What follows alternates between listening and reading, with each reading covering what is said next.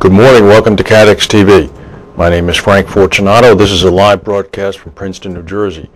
Today is Monday, September 28th, 2009. It's 11:30 a.m. Eastern Daylight Time in the U.S. It's 4:30 p.m. in London. In Mexico City, it's 10:30 a.m.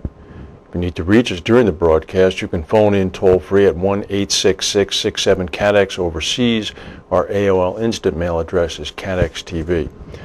On this day in history, this is a big one. On 1066, William, Duke of Normandy, invaded England, the last successful attempt.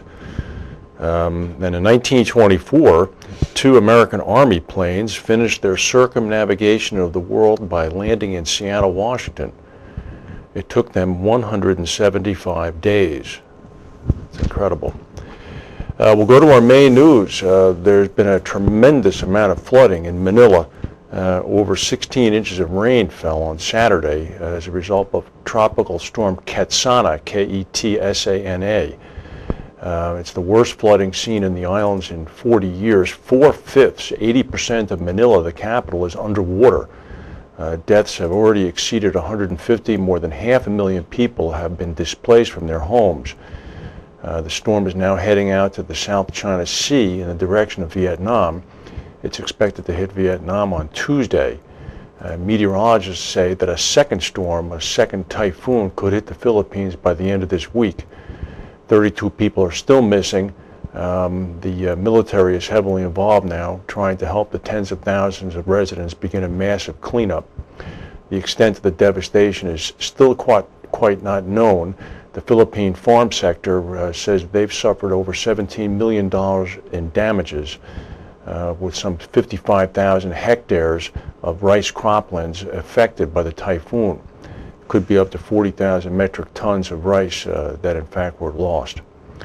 Some insurance news. Tawa, the UK-listed runoff group backed by French billionaire Francois Pinault, has bought Swiss Re's legacy business group Pro Group.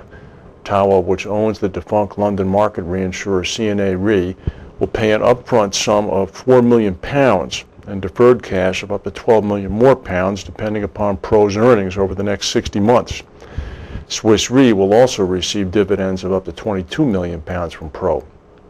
Pro was acquired by Swiss Re in '96. It employs 300 people, and in '08 its total consolidated revenues were over £30 million. But the company has a number of accounts, including English and American, GIE pools, and other legacy service providers. It's found the pipeline flow of new business begin to slow in recent years. There's some pharmaceutical news. U.S. healthcare companies Abbott Labs and J&J have announced deals worth almost 5 billion euros, or over $7 billion.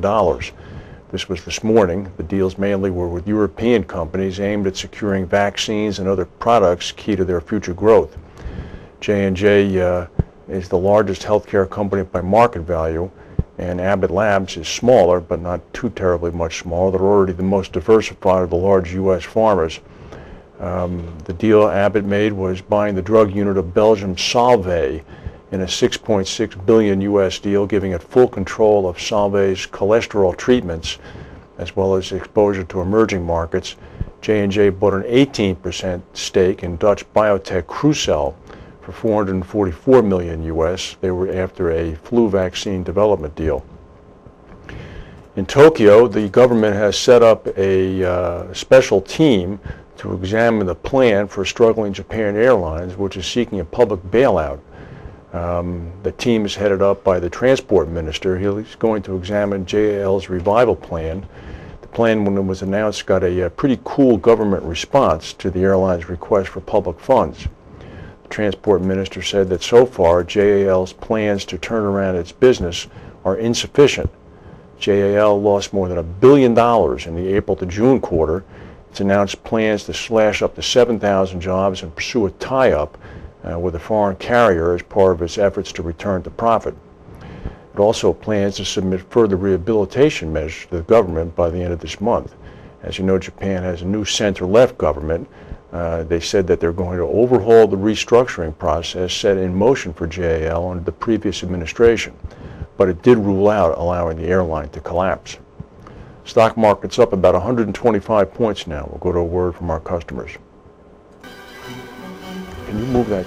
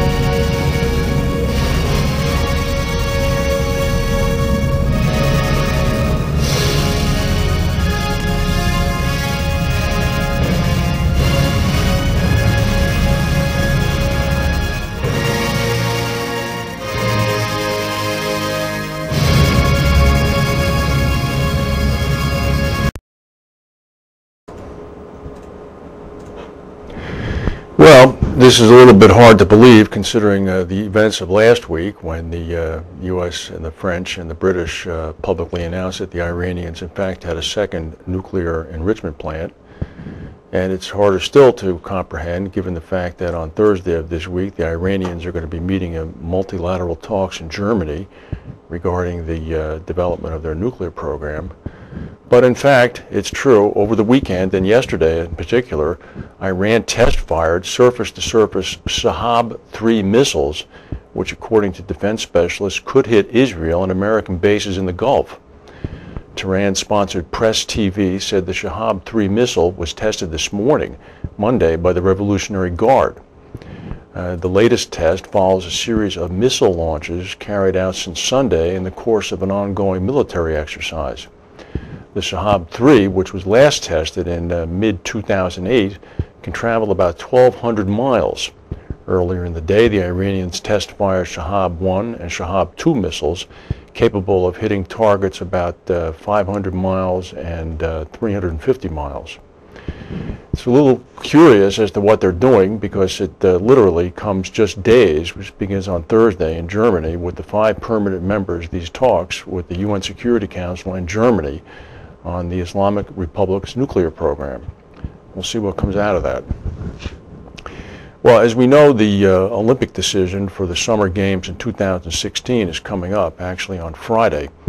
And Pat Ryan, the founder of Aon and now retired and a native Chicagoan, is the leader of the Chicago Olympic Committee, which is the American nominee to try to get the Games. A new form of insurance coverage was developed to help protect the city of Chicago if in fact they do get the Games. It would protect taxpayers from footing the bill for construction development while helping to ensure that the project's completed on time. It's called capital replacement insurance. It applies a hybrid of surety and contingent capital. At least 3 Europe-based multi-line insurers would provide an infusion of up to $250 million in cash in the event developers of the proposed $1 billion Chicago Olympic Village lost their financing after construction began. Of course, contingent capital and surety coverages are common. The capital replacement insurance had to be constructed especially for this. Unlike a surety bond, it would guarantee not only the performance of an Olympic Village developer, the contractor, but also that of the lender or the financial institution backing the project. Capital replacement insurance, quote, wraps around the developer and the capital structure that the developer brings.